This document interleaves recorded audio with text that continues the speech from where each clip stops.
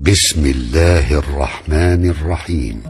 لا إله إلا الله لا إله إلا الله. Assalamualaikum warahmatullahi wabarakatuh.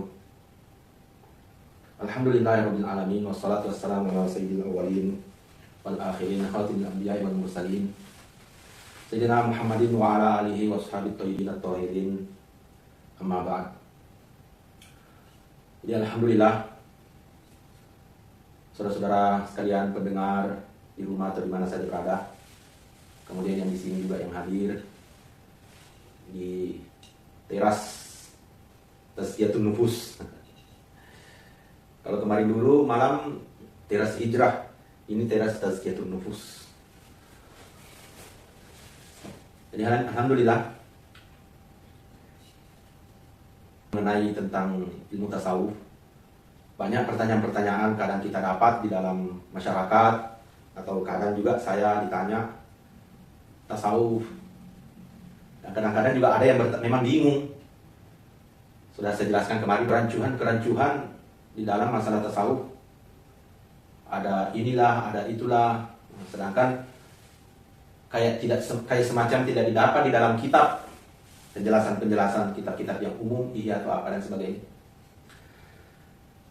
Ya hadirin sekalian pendengar, memang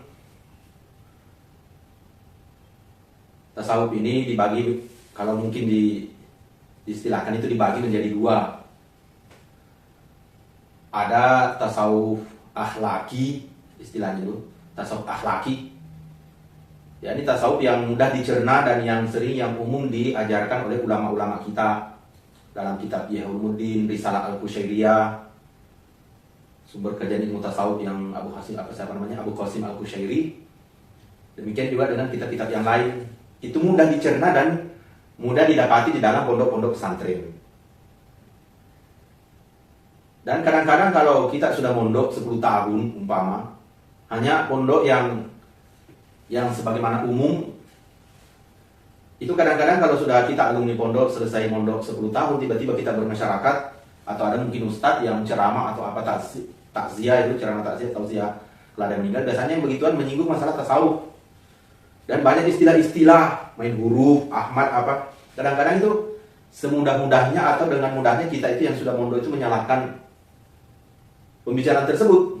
Katanya tasawuf, tapi kok tidak pernah saya pelajari, padahal saya sudah 10 tahun di pondok. Bahkan belajar di luar negeri jadi maulana, bahkan di Yaman mungkin.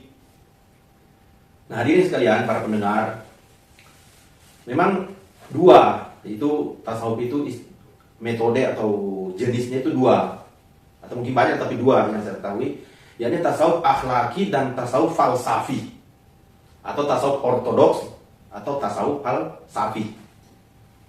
Tasawuf filsafat falsafi istilahnya.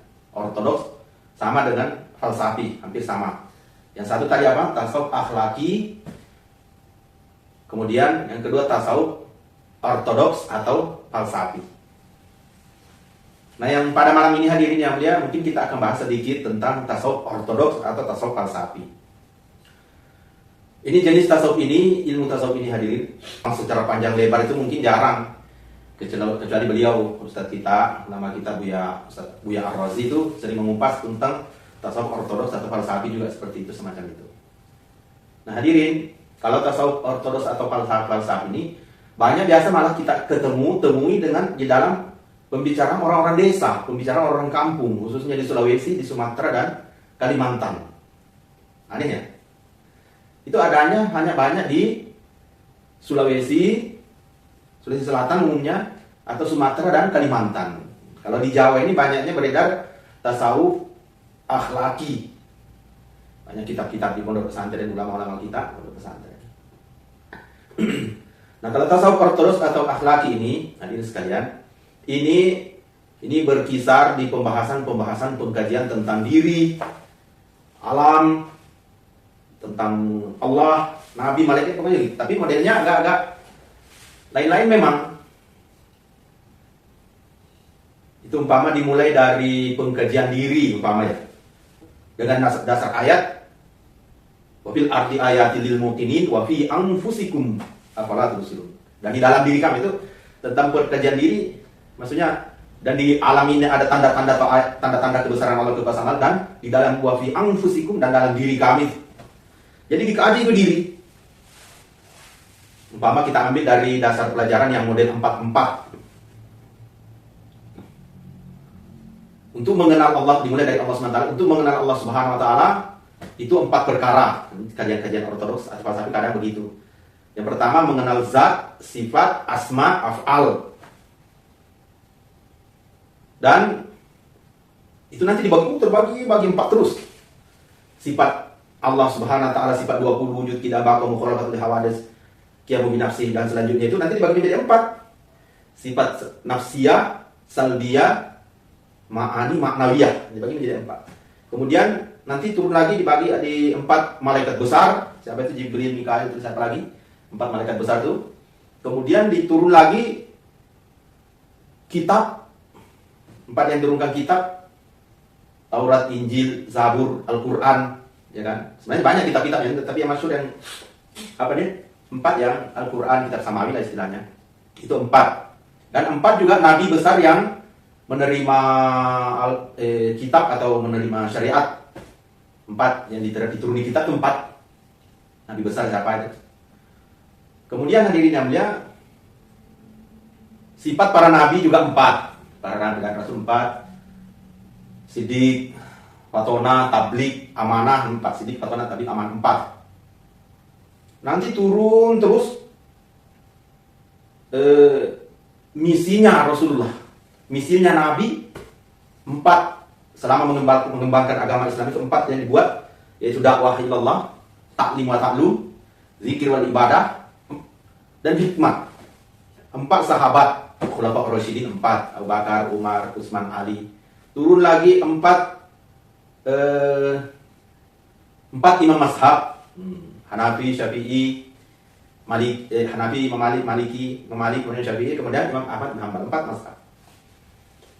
Dan kemudian 4 istilah-istilah dalam Islam secara umum, ya. Ini bagi yang paham saja atau yang mau mengaku yang begituan. Karena banyak firqah atau aliran-aliran atau pemahaman tidak mau juga yang begituan. Yaitu istilah syariat, tarekah, hakikat, ma'rifat. 4 syariat, tarekah, hakikat, ma'rifat. Untuk mengenal daripada mendalami agama ini meliputi urusan syariat, tarekah atau hakikat, ma'rifat.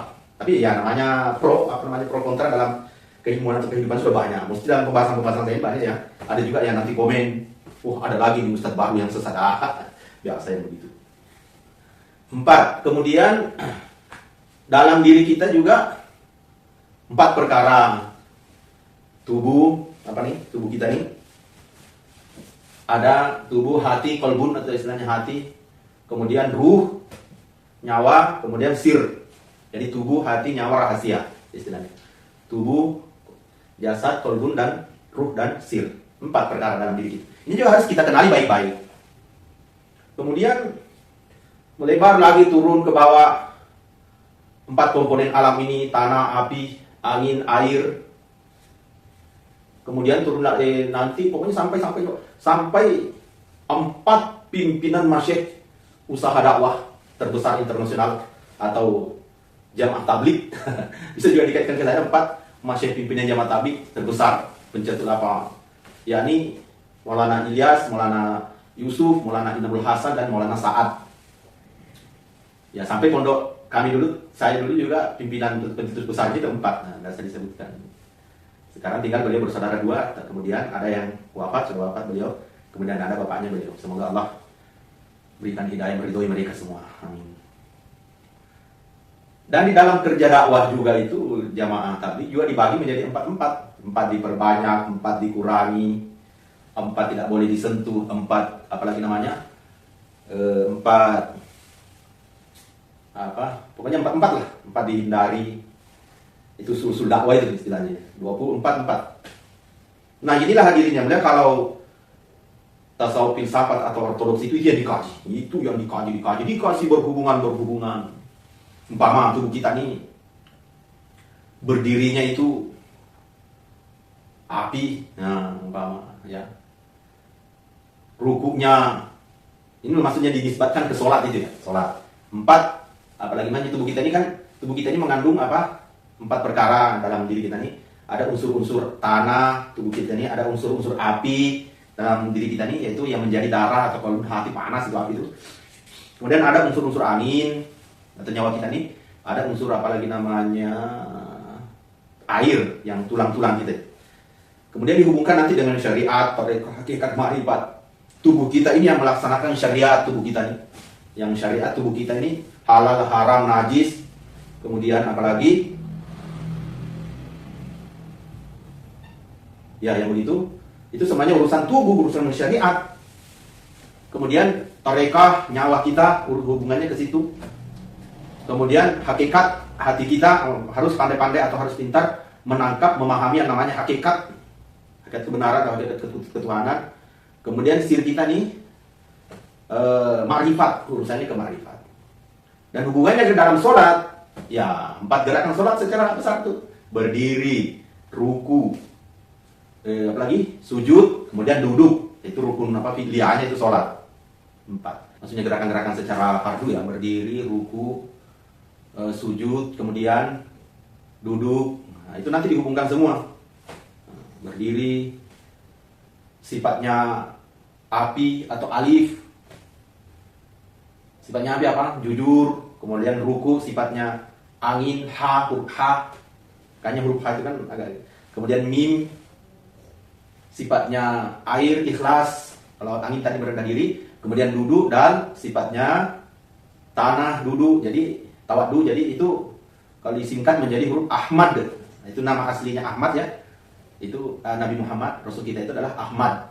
Nama langitnya istilahnya, nama yang ada dalam Quran Ahmad. Alif, ha, mim, dal. Itu semuanya ada hubungannya dengan syariat, tarekat, hakikat, makrifat. Nah, begitu ya dengan tubuh kita ini. Nah, tubuh kita ini tugasnya untuk melihat af'al. Mata kita ini af'al, perbuatan Allah, ciptaan Allah. Itu nanti jadinya ke syariat. Ini halal, ini haram, berhubungan dengan ciptaan Allah. Manusia, pohon-pohon, binatang, apa dan sebagainya berhubungan dengan syariat. Tidak boleh dikasih begini, halal begini, haram ini. Itu urusan tubuh, syariat tubuh. Kemudian hubungannya qalbi, hati kita ini ke nama Allah. Tubuh, af'al, hati, ismullah, nama-nama Allah. Makanya kalau kita ikut tarekah itu nama Allah, Allah itu terus yang dizikirkan. Kemudian ruh, ada nama zikir nafas, itu hubungannya ke sifat-sifat Allah, sifat 20 apa dan sebagainya. Kemudian sir kita, ini hubungannya ke zatnya Allah. Istilahnya pemahaman sir atau penglihatan mata iman, mata hati, mata sir, istilahnya sirun raja. Ini yang melihat ini yang tembus ke jurusan bagian zat Allah. Ini dalam istilah ilmu-ilmu ortodoks atau filsafat. Nah hadirin yang mulia, kalau untuk bilang mana dalilnya tentang pembahasan-pembahasan yang kayak tadi itu, nah ini repot karena memang kalau ortodoks atau filsafat itu banyak menggunakan